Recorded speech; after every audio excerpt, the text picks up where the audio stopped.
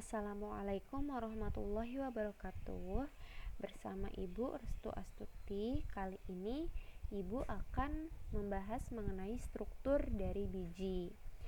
Nah, Ibu rasa kita sama-sama tahu ya bahwa di sekitar kita itu lebih banyak tumbuhan dengan jenis Angiospermae.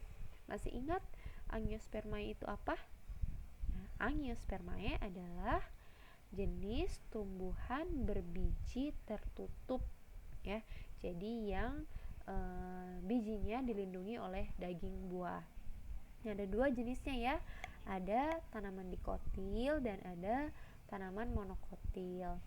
Kalian pasti sudah tahu pengertiannya. Nah, kali ini Ibu wakilkan untuk tanaman dikotil dengan biji dari kacang, sedangkan untuk monokotil diwakilkan dari biji jagung. Nah, struktur dari kedua biji ini akan Ibu jelaskan satu persatu. Yang pertama, ada biji dari tanaman dikotil, yaitu tanaman kacang. Kita lihat ya. Struktur paling luar itu adalah kulit biji. Kemudian di dalamnya ada yang namanya plantula. Kalau di sini tidak ada ya. Tambahkan. Jadi ada yang namanya plantula.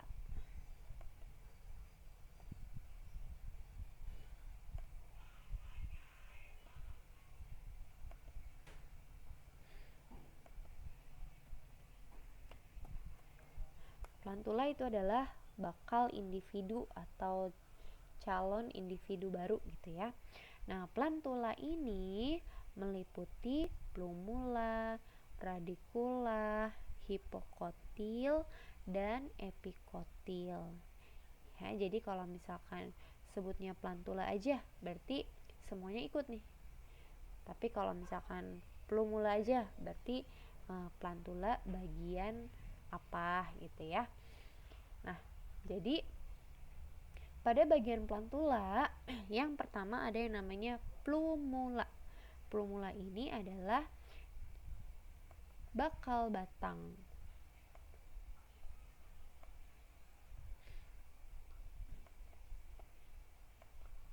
Bakal batang.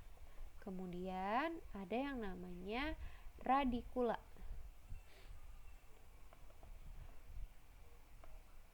Nah, ini adalah bakal akar. Kemudian ada yang namanya epikotil. Nah, epikotil ini adalah bakal batang yang letaknya di atas kotiledon ya. Bakal batang yang letaknya di atas kotiledon. Sedangkan hipokotil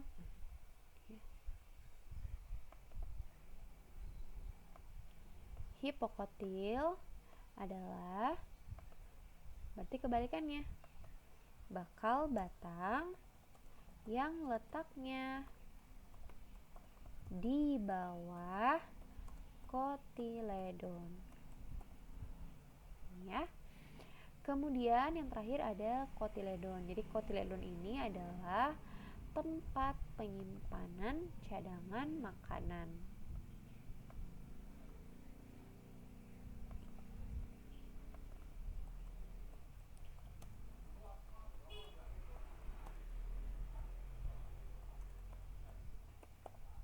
Ya.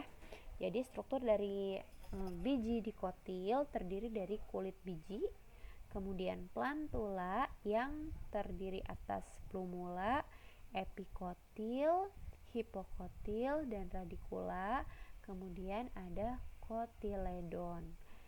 Kemudian yang kedua, Ibu akan jelaskan struktur dari biji tanaman monokotil yang diwakilkan oleh jagung.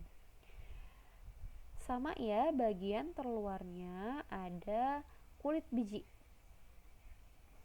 Kemudian di bawah kulit biji ada yang namanya endospermae. Ya, endosperm di sini, tapi nama lengkapnya ada endospermae. Sedangkan kalau kalian lihat nih, pada tanaman dikotil tidak terlihat ya endospermaenya.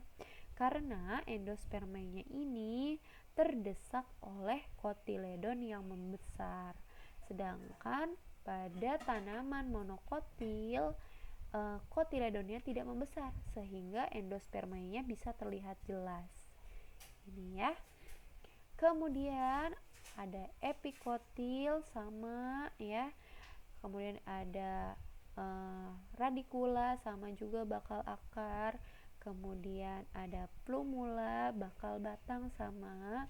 Kemudian ada kotiledon. Ada tapi yang membedakan, perhatikan di sini ada koleoptil dan ada koleoriza. Jadi nih ciri khasnya ya untuk tanaman monokotil. Pada tanaman monokotil dia punya koleoptil. Nah, koleoptil ini adalah pelindung ujung akar tanaman. Maksud Ibu, ini adalah pelindung ujung batang. Sedangkan yang koleoriza itu adalah pelindung ujung akar.